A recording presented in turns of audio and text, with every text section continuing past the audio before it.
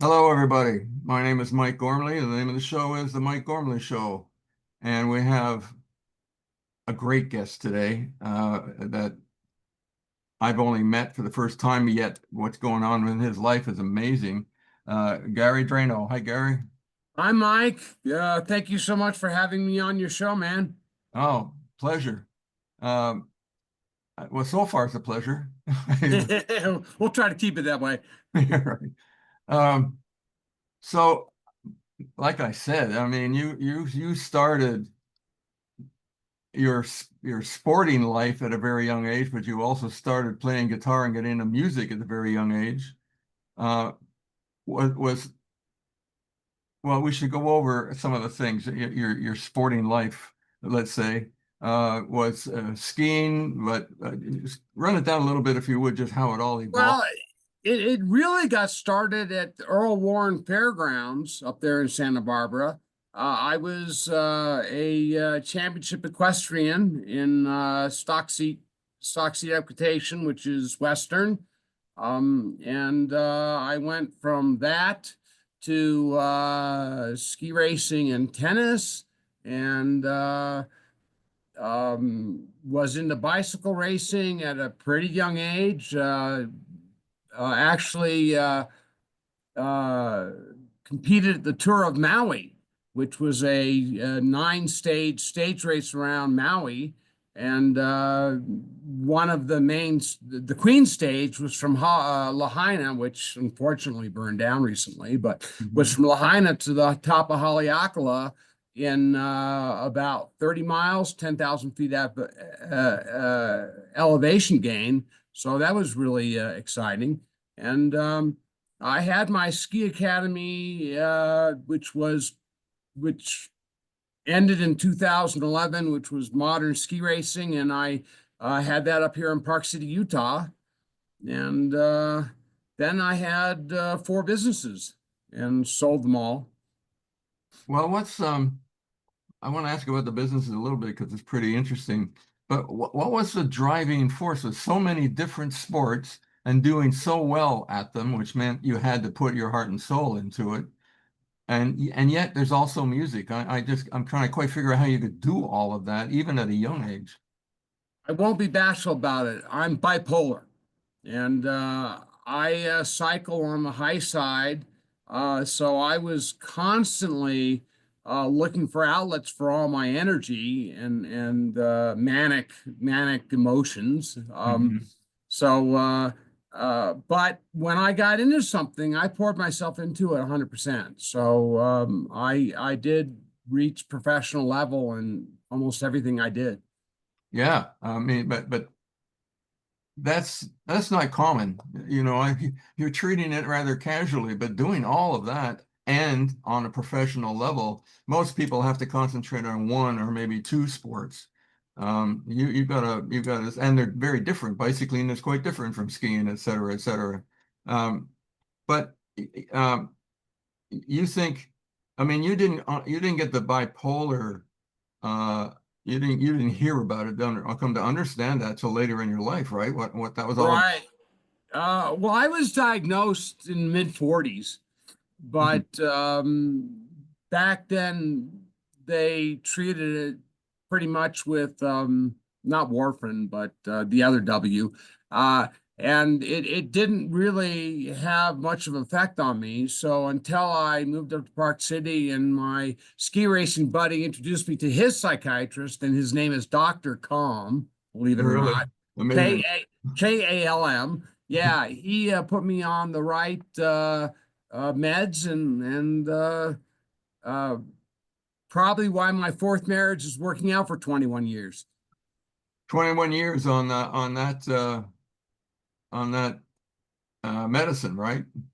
Been 21 years on the medicine and married to my fourth wife for 21 years. Yeah.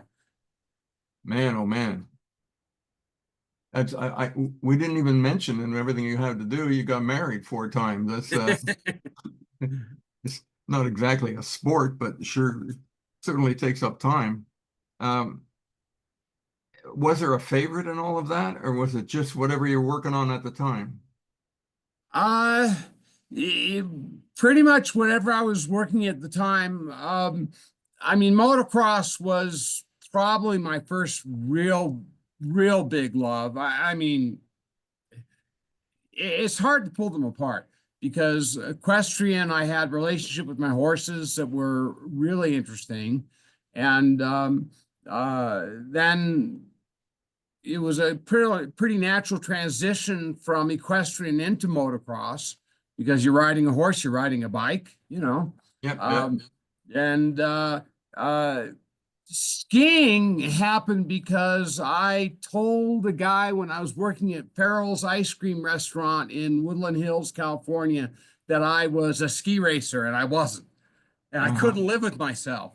So I went about becoming a ski racer. And that Just was just to the live up first, to the lie. yeah, that's the first and last time I ever lied. Right. Too much work. Well, I'm glad I did it because it was uh, almost 40 years of my life. Yeah. What about what about injuries? Each sport kind of if you're going to be a sporting person, you're going to get injured in some way. Maybe not dramatically, but there's going to be aches and pains.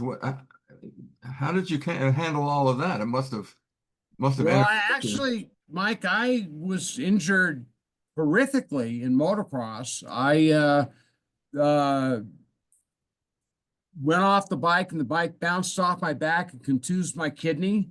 Mm, And I was in the ICU for 2 weeks and another month in the hospital. Um, I also broke three of the transverse process off my back.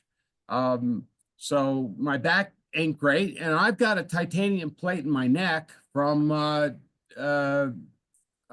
downhill. Um, Tell me the bike.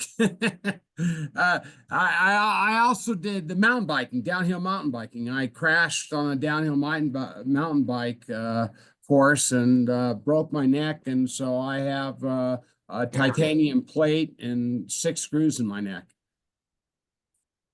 I'm sorry I brought it up. I mean, uh, It helped. It helped my putting a lot. yeah, right. Is that it? Well, there's Yeah, always a bright side. kept my head still. Man, oh man, one of those would have made me retire. You know, it's that's just an awful lot to go through. Um, Now, music is going on at the same time, right? I mean, at least the interest in it, if not the actual participating, right?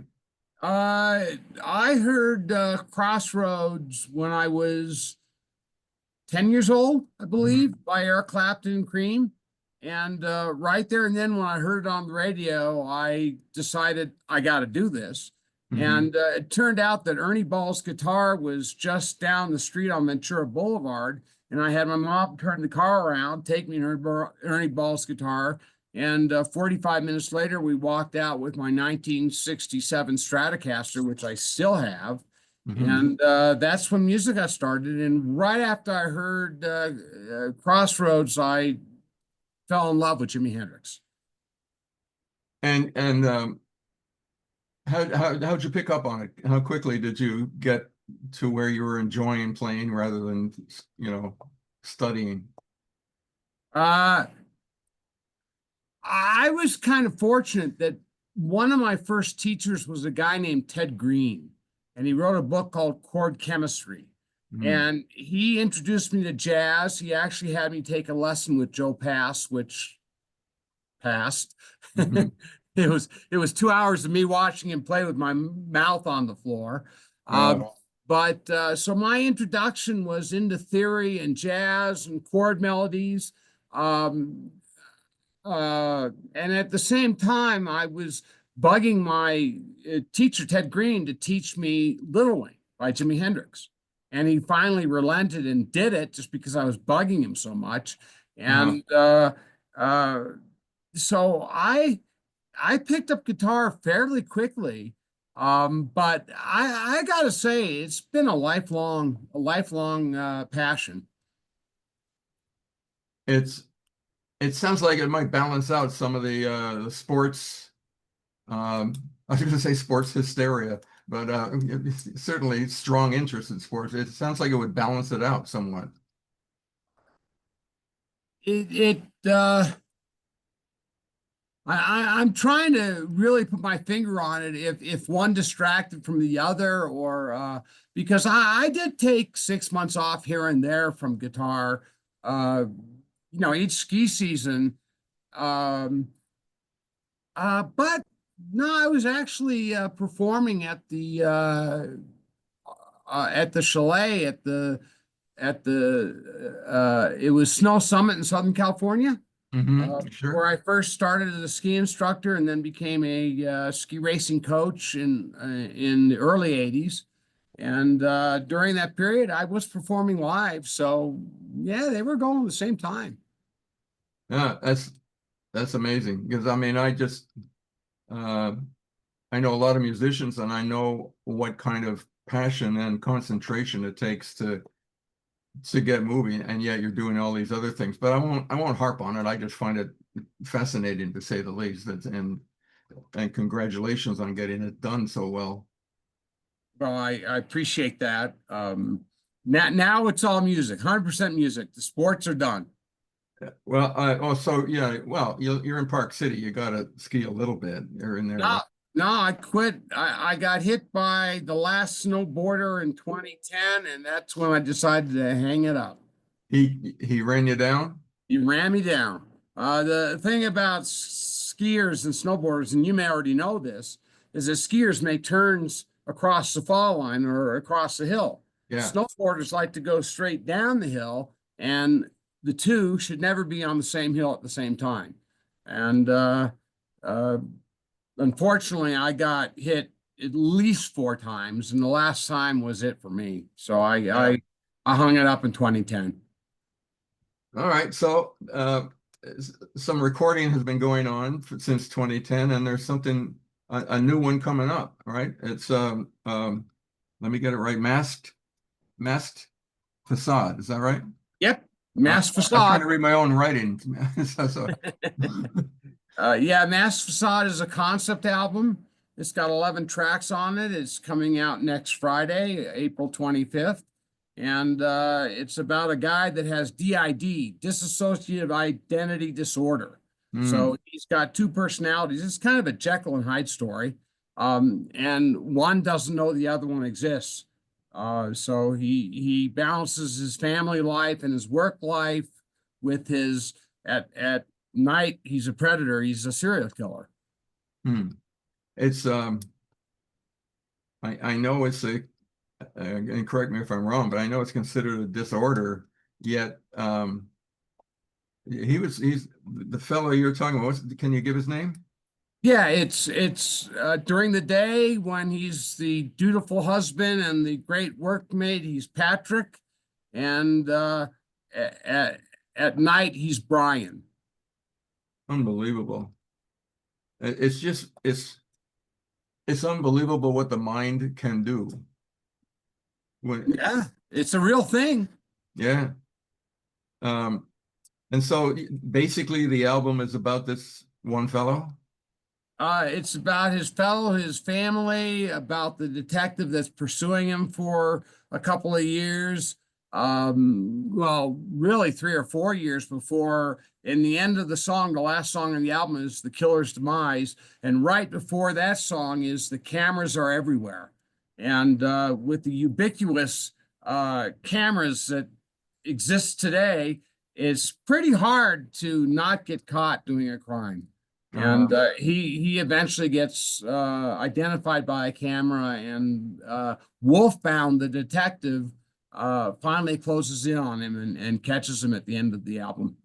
uh, Catches him doing what? What was the What he did, he preyed on women on the fringes of society hmm. and prostitutes, but not strictly prostitutes.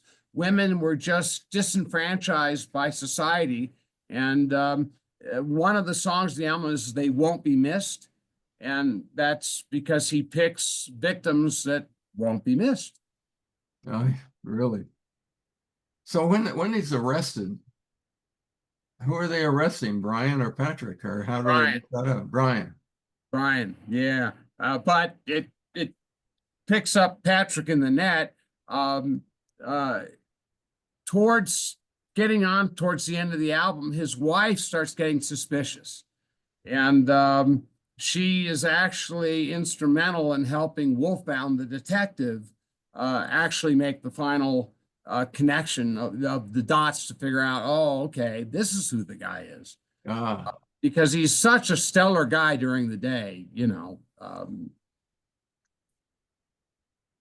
and tell me if I'm getting into somebody's privacy here, but how do I just wonder how he gets along day to day. I just how does his life go? I know he's separated, two different people, but the people around him are not. So do they just adjust, or how does that work? Well, even his wife, until the end of the album, is clueless. Really? He has a second job at night.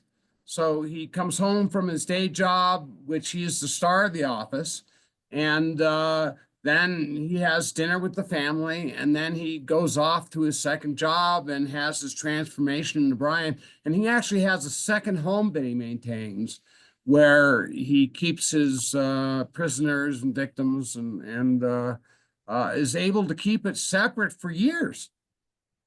Yeah, it's amazing. It's an amazing story.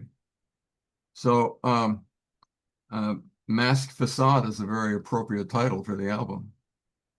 The title track of the album is Mass Facade, Yeah. and um, I've got a lyric in there where it says a twisted ballet between Patrick and Brian is a twisted ballet. So It's the whole thing is fascinating, but what's fascinating is you're taking this situation and actually turning it into art. Music and lyrics is that art form. How long did it take for you to bring all of this together, each song? the whole album took me 6 months to write. That's not bad. Yeah. No, it went pretty good. I've got really, really good team around me. I have a guy in Australia, Chris Zoupa, who is just a monstrous musician, and he and I collaborate. And then in Ukraine, I have another guy named Klim Apalkov, who is equally good. And the three of us are constantly writing. I think I had a stroke in 1998, and what happened is I lost my inner ear. I couldn't hear music like I did. Um, my favorite album, my first album was Destiny Road, and I wrote that in 1995. And that came from a dream I had that was so vivid that I woke up the next morning and I wrote the song Destiny Road in about 2 hours. And then over the next 5 or 6 months, I finished 14 songs. And this went from 95 to 98, and I moved from Manhattan Beach, California to Park City, Utah, and I left my analog tapes down in LA. I didn't bring them up with me. And in 2022, the end of 2022, I got a 70-pound box, and I recognized immediately it was from Jerry Manfredi, who was my bass player in LA.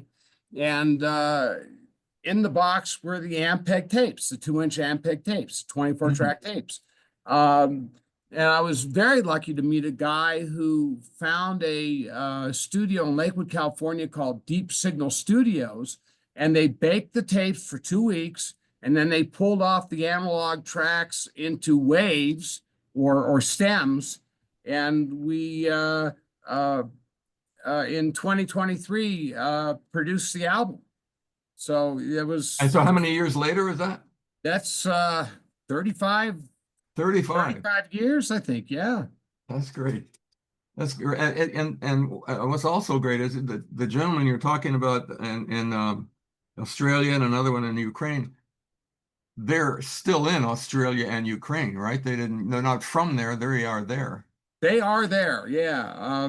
Chris Zoupa is in Melbourne, Victoria, Melbourne, and Klim is a prisoner in Kyiv, Utah. I'm Kyiv, Ukraine. He, if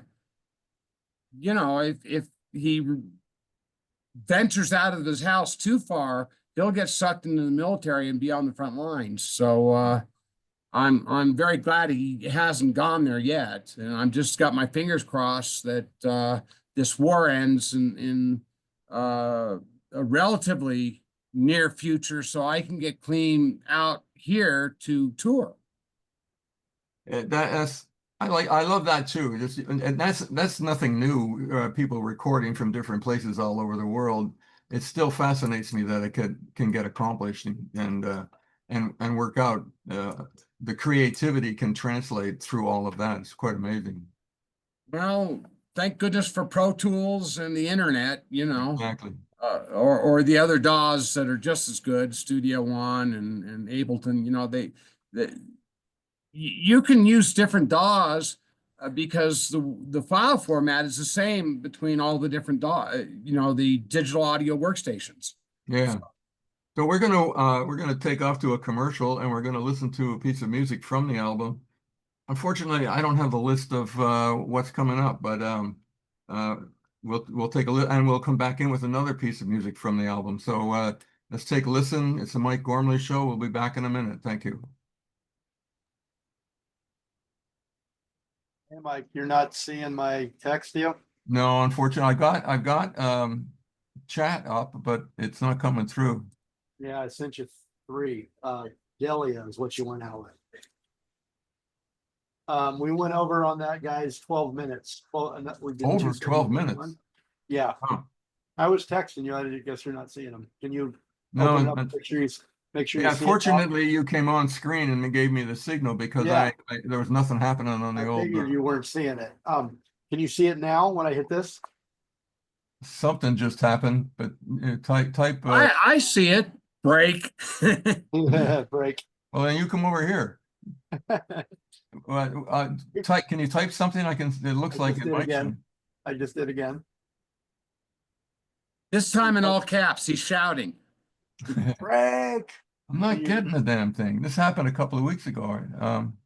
Yeah, you must have it minimized or something. It said, to everyone and type message here. And let me see if you can. I'm going to type another. I'm back. going to send you the music that you're going to come back with. If you see this. No. Did you get the one from me? Yes. Okay. All right. Now something came just through. Mask Facade. Brian was that we're going in with? That's what you're coming back with. All right, I got that. And if you want to mention what you went out with, is Delia.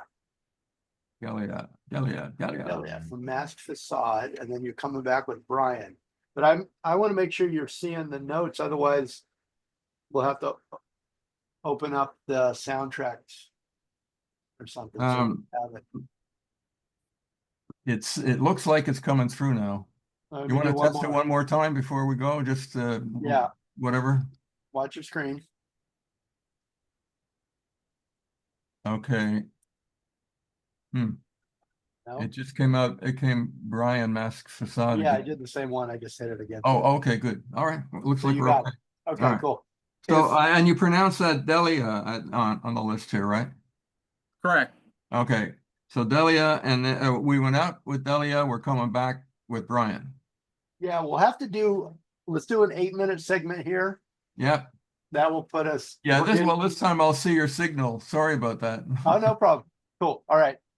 Let me get you started again.